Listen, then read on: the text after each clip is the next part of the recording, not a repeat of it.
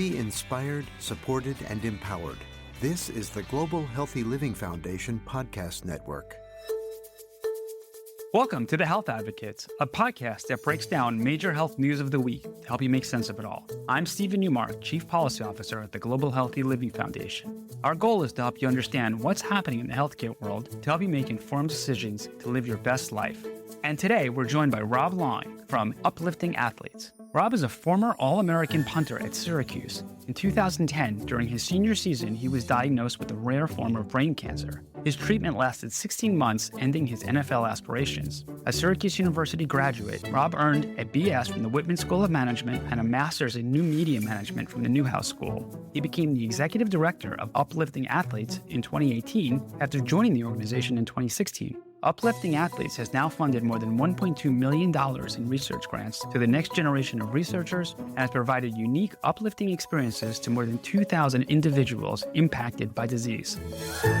Well, Rob, thank you so much for being with us today on The Health Advocates. Before we get to your disease journey, can you tell us a bit about life growing up and what football specifically meant to you? So sports in general has played such a huge role in my life, literally as long as I can remember. Being part of a team, the camaraderie, the teamwork, all that, the accountability that all goes into being part of a team. It's one of those things that it's just felt very natural for me to be a part of a team. And then when I got to play football in college, it was something that was just such a joy for me to be able to compete at such a high level with incredible individuals around me. It's meant everything. And football specifically is one of those sports where there's 11 guys on every play. And if everybody's not doing their job, things will fall apart. So, it's always taught me a lot of life lessons about, teamwork and the importance of accountability and playing your part in terms of being part of a broader team. Yeah, no, absolutely. I'm in total agreement on that. I never got to play at such a high level, but on a personal level, I always appreciated the opportunity to play sports as a kid and in high school. And I love doing that with my children as well because of all the lessons it teaches about teamwork, as you were describing, discipline, the idea that hard work can lead to better outcomes, and so many other great lessons that sports brings to us. What led you to Syracuse, if I may ask? It was actually one of those things when I decided to play football as a freshman. I was literally waiting for my friends at Pop Warner practice, and I was kicking the ball around, and the coach said, "We need somebody that can kick and punt. You want to do it?" And I said, "My parents will never let me play football, but if you can convince them, I'll do it." And I got home from practice that day, and the coach had actually called my mom, which I was not expecting. My parents said, "Hey, if you want to give it a try, we'll support you." And long story short, I kind of stumbled into it, and I found this passion and this love for the technical skills of punting and kicking and just try to get better. And honestly, never thought of it really being something that I could do in college. And as I progressed through high school, schools started reaching out to me, and I was like, "Oh, this is pretty neat." And then one day, coaches from Syracuse came and said, "Hey, we'd love for you to come to Syracuse, take an official visit." I was like, wow, that sounds great. And so I went up on my official visit, had a great time. Coach Greg Robinson at the time offered me a full scholarship. And I think I was 20 minutes outside of Syracuse on my way home when I called to commit and say, "I'm be happy to come." It was one of those things that it was an incredible opportunity that was presented to me. Hockey was my first love, and that's what I thought I was going to play.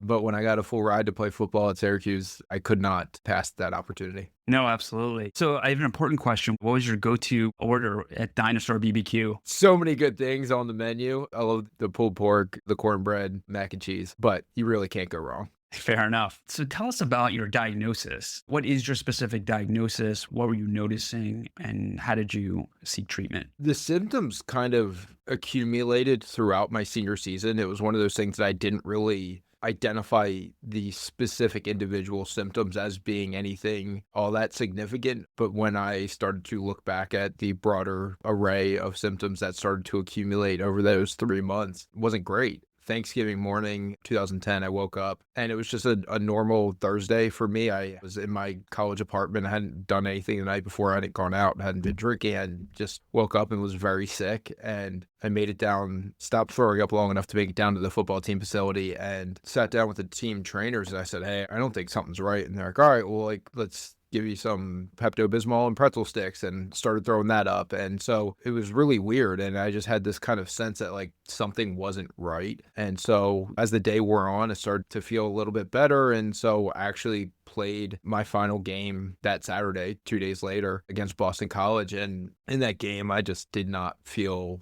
right. I felt almost uncoordinated. I didn't know if when I punted, the ball left my hand, it was going to hit my foot. It just was a very weird out-of-body type of experience. And that following week, the trainers kind of said, hey, like, let's go see the team doctor. They said, let's just start ruling things out and we'll send you for an MRI of the brain and make sure everything's okay. I went and had the MRI of the brain. And then when I went back to see the team doctor that evening, the MRI revealed a large growth in my brain. I had to see a neurosurgeon the next day in Syracuse. And when I walked into the room, I for the first time saw my MRI, and I was 21 years old at the time. I'd never seen an MRI, let alone an MRI of a brain. My MRI was on the screen when I walked into the exam room, and I just had no idea what I was looking at. There was this giant white mass that took up a quarter of the screen. And I said, what part of the brain is this? And they said, well, that's not supposed to be there. And it literally knocked me back. The doctor came in and said, hey, where are you from? I said, I'm from the Philadelphia area. He said, you need to go be with your family. So later that day, I was on a plane home to Philadelphia. Within days, had a neurosurgery at Jefferson University Hospital, had an emergency craniotomy. So I spent my 22nd birthday in the hospital getting prepped for brain surgery on December 13th. And then on December 14th, had surgery. And 6 days later, went back to the hospital, went to the Kimmel Cancer Center, and received the diagnosis of a grade 3 anaplastic astrocytoma. It's in the glioma family. People are mostly familiar with the grade 4 glioblastoma, so same type of tumor, but they were really concerned about how that would continue to manifest, and recurrence is really what is so deadly about brain cancer, and that is something they were quite worried about. And so after surgery, which went well, and the diagnosis, I was just shell-shocked. I was just a couple weeks out of playing my final season of college football. I was the top punter going into the NFL draft that year. I was going to be invited to the NFL Combine, and here I was sitting in the hospital being told by the nurses that I likely wouldn't live another 36 months. And so I went home, did the one thing you're not supposed to do, and Googled my diagnosis. And that's when I found out the 5-year survival rate at that time was around 15%. So the split that I had from my biggest concerns being what NFL city I would live in to then becoming, was I going to wake up the next morning, was pretty traumatizing. This was still December, so your team was still playing. How did you approach your teammates, and what was their reaction? So in a, bit of irony, it was the first year we had won enough games to qualify for a bowl game. And so for the first time in 4 years, I was a team captain my junior and senior year. And so we had finally gotten to a bowl game, and we were playing in the Pinstripe Bowl in New York City at Yankee Stadium. My teammates were incredible. I left campus on probably December 5th, around there, and then was at home and in the hospital by myself, obviously with my parents there, but away from, my friend's girlfriend at the time. I was just at home and away from them. And when I finally found out that we had been selected to play in the Pinstripe Bowl, I was dead set on being there, because that was just, everything that we had worked for as a team. And so I was fortunate to get out of brain surgery, even with the diagnosis. And I think did everything I could to get to New York City, even though a blizzard had hit. I got up there and I saw my teammates, and they arrived, pretty much one by one. And I was there to see them, and they each gave me hugs. And it was just such a cathartic experience in that. Yeah, I can imagine. They treated me like they always had. And that's the one thing that I was looking for most, was some sense of normalcy. And being around them was exactly that. And so it was really incredible for me to be around them. And I don't think they've ever really known or appreciated how much them just being there and being themselves helped me get through those weeks. Well, what are some learnings that patients can take away based on how your teammates and others in your life reacted? Yeah, so I get the question a lot. What do you say to somebody that just, is diagnosed, and how do you handle that? For me, I'll speak to my experience. I really think that in most times, we're just looking for some sense of normalcy of what used to be. So for the close friends and the family that you have, you just want them to treat you the same as they've always treated you. I think at that time of such dramatic change and lack of control in your life, you're sitting there, you have no control of what happens. I guess the one thing you are looking for is to find constants and to find things that are familiar. And when you have the friends and family, and for me, the teammates that show up and be themselves, that is incredibly grounding in a time where you feel like you're a million miles away. That's the best thing that I could advise is the things you've always done are the things you should continue to do as a person who is supporting somebody going through this. That makes sense. Well, let's turn to Uplifting Athletes. How did you get connected to this great organization? So speaking of my teammates, they actually started the Syracuse chapter of Uplifting Athletes in my honor. So it was not something I was familiar with until my diagnosis. And Sam Rogers specifically, I'll give him a lot of credit for taking the initiative to start the Syracuse chapter of Uplifting Athletes at Syracuse University. And to this day, as we have this conversation, is one of the coolest things that's ever happened to me. I learned more about what the organization stood for, what their mission was, how they were trying to utilize the platform of sports to unify people impacted by rare diseases. And it was one of those things where I was like, wow, this is amazing that this organization exists, and I would love to do anything that I can to help further its mission. And so from 2012 to when the Syracuse chapter started until 2016, I spent 4 years going back up to campus, talking to the team, advocating the community, fundraising, whatever I could to support Uplifting Athletes and the work that it was doing. In 2016, I was at a point in my life where I was trying to really find meaning in what I was doing day to day. And I had some jobs that felt like jobs. They didn't feel like they were really adding anything to me or giving me anything that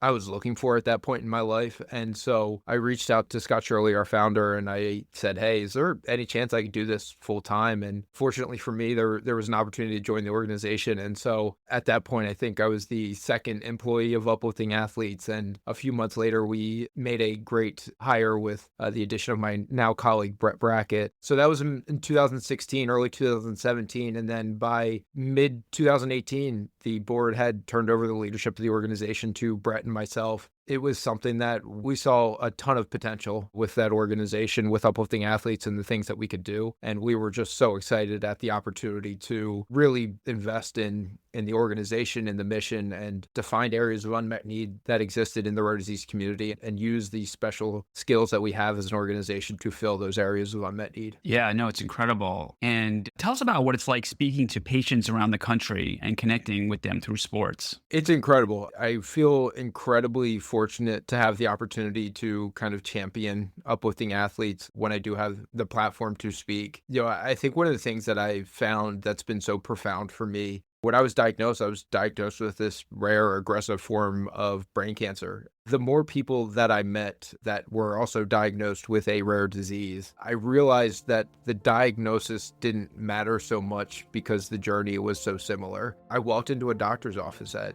22 years old and was told that there's no cure for what I have. And that completely upended my understanding of the medical system of you walk into a doctor's office, they tell you what medicine to take or how to treat yourself and send you to a pharmacy, and then you'll be feeling better in a few weeks. And that wasn't my reality, and that's not the reality of so many people in the rare disease community. And so for me to be able to take the lived experience that I have and be able to share that, my hope is that we can continue to build a strong and vibrant rare disease community of people that can rally around something that is incredibly unifying in sports. And so for me, it's a wonderful opportunity to take my experience as an athlete and all the things that sports have given me and the experience as somebody who's been on the patient side, and to share that story to hopefully find more individuals, more families that can join along in all the great things that we're doing. Yeah, Rob, your story itself is so inspiring, and the work that you do for Uplifting Athletes is so inspiring. So I just want to end by asking, how can our community support the work of Uplifting Athletes? What can we do? Thank you for asking. The things that always help, obviously being a nonprofit, donations are always welcome, but I know everybody's not in a position to always donate. And the things that really help us are increased visibility. So if you can follow us on social media and you see our post, if you like it. If you can leave a comment. All that stuff helps drive traffic and awareness for us as we expand our reach to donors and sponsors. So you can find find all the great work that we do at Uplifting Athletes on Facebook, on LinkedIn, and on Instagram, on X or Twitter. It is at Uplifting ATH. But we would love to have your support, your comments, your likes. Really helps us to grow our reach. I think when we talk about the things that we do, people get very excited. Our biggest challenge at the moment is just getting in front of more eyeballs so that people can see us and learn more about the great work we're doing. Yeah, well, thank you for all the work that you are doing. It's so appreciated. Just as a member of the patient community myself, and I know on behalf of our patients, it's great to hear stories about the work that you do and Uplifting Athletes does. And we hope to stay in touch and talk more about the great work as we progress. Awesome. Thank you so much for having me, Stephen. This has been an absolute pleasure, and look forward to future conversations.